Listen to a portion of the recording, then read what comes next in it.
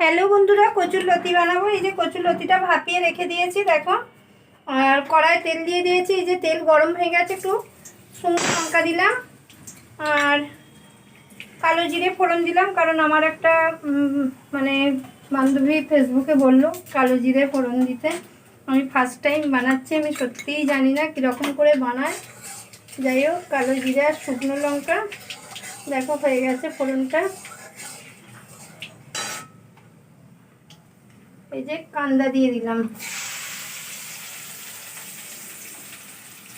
একদম first time খাবো আর first time বানাচ্ছিও। অবশ্যই খেয়ে রিভিউ দেবো তোমাদের কেমন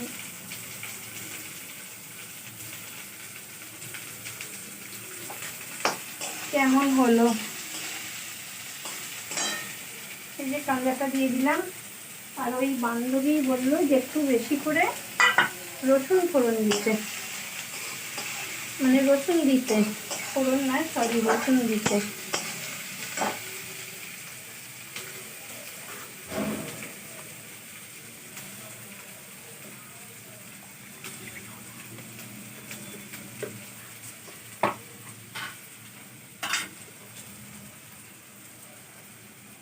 এই যে রসুন দিয়ে দিলাম, বেশি করে বলতে কতটা বুঝতে পারছি না, যাই হোক আন্দাজ মতো দিলাম আর কি।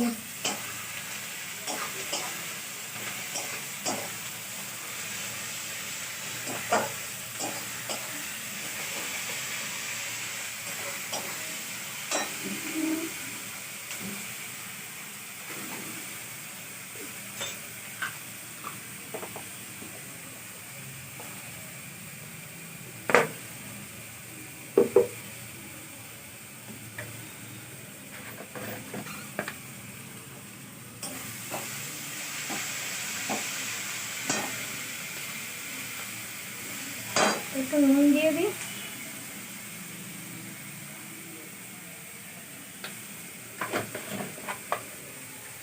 নিশ্চয়ই একটু হলদি পাউডার দিতে হয়, আমি বললাম না আমি একদমই জানি না, আমি একটু হলদি পাউডার দিচ্ছি।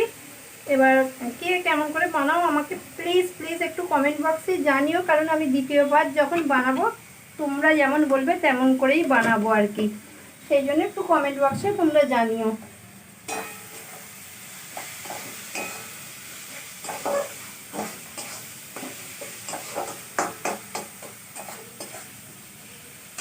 আর কাঁচা লঙ্কা চিড়ে দিই।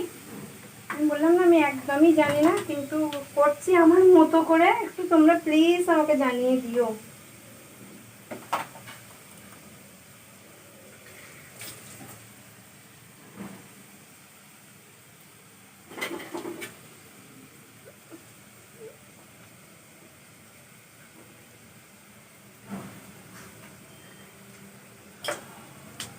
এই যে কাঁচা লঙ্কা দিয়ে দিলাম কয়েকটা,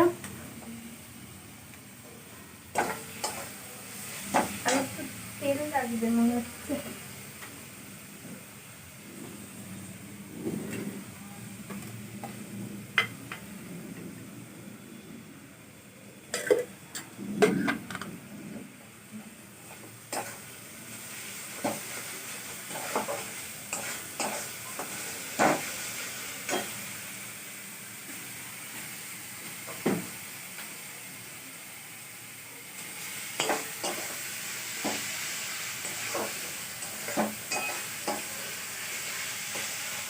দেখো এটা ভাজা ভাজা হয়ে গেছে, এবার লতিটা দিয়ে দিই।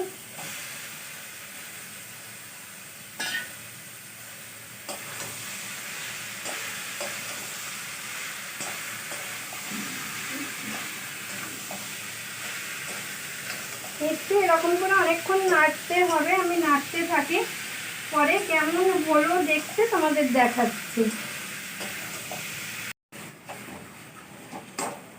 এই দেখো আমার কচুর লতি যেটা করছিলাম হয়ে গেছে, টেস্ট করে তোমাদের বলবো কেমন হলো। আর এরকমভাবেই তো করলাম, তোমাদের দেখালাম। এবার তোমরা যদি মানে যেটা জানো আমাকে জানিও। চলো, খুব ভালো থেকো, সুস্থ থেকো, টাটা।